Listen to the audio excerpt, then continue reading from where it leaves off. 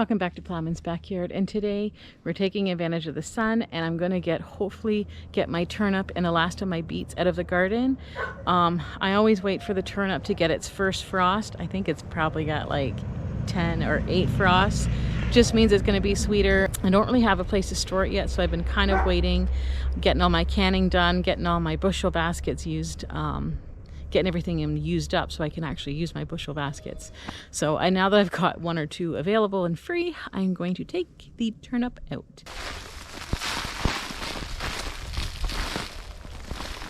So you can see that's a pretty good size one. Not the biggest ones I've ever had yet, but I like to just kind of like the potatoes, let them sit out in the sun for a bit, let the soil to dry off, and then cut off the tops. I usually give the tops to the chickens, but you can eat them. But in this case, I just want the turnip, and the chickens can have the turnip tops.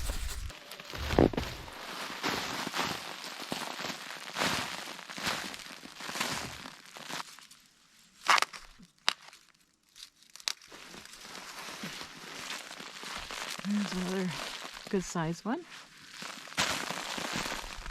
Now sometimes it's nice to get big ones, but sometimes the large ones are very woody. I don't know if you caught my planting video, but these things can be transplanted so easily. So if you plant them in the ground and you plant too many seeds, they you can take them out. If you got 2 or 3 seeds in a hole and they all germinate, you can transplant them into a different spot, and they take very easily to transplanting. So as I continue to let the soil dry up, I'm just going to cut off the tops here because I don't need the tops, and I'm going to feed these to the chickens. And all I do is I get a sharp serrated knife and give that a little bit of a cut. Perfect.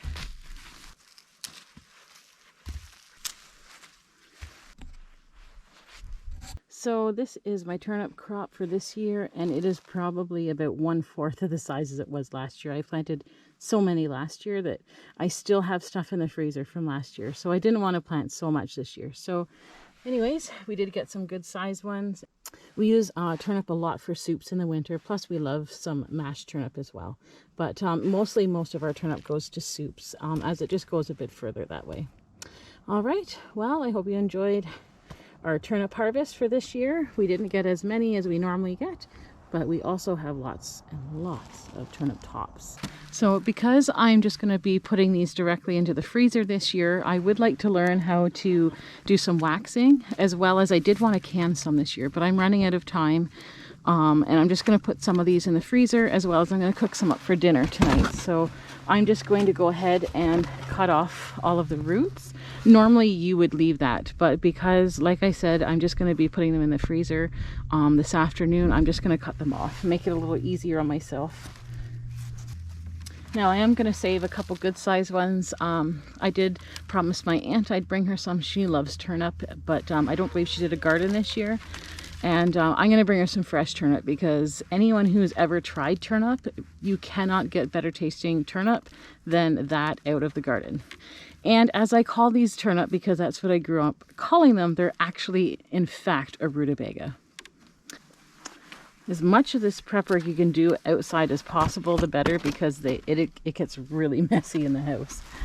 And we have such a large garden, it takes so much time. I'm not complaining. But you have to have a plan. So you have to plan out what you're deciding you want to can, and just to allow the things that you already have plenty of stored not to take the priority of what's in your garden. So for instance, I do have lots of turnip. Well, we do have some turnip left over from last year, so it wasn't my high priority of getting these things out and done, as it probably should be, but prioritizing the needs, I guess. But needless to say, it still needs to get done. Well, as you can see, we got a good harvest of our turnip this year. I've still got a couple set aside to give to some neighbors and some relatives, but I'm going to go ahead and I'm going to prep these for the freezer and make some for dinner tonight. So this looks wonderful. I don't know about you, but we love planting these every year. This is one thing that we cannot forget to plant. It is my husband's favorite, that along with potatoes. So he's a root guy. He loves his root vegetables.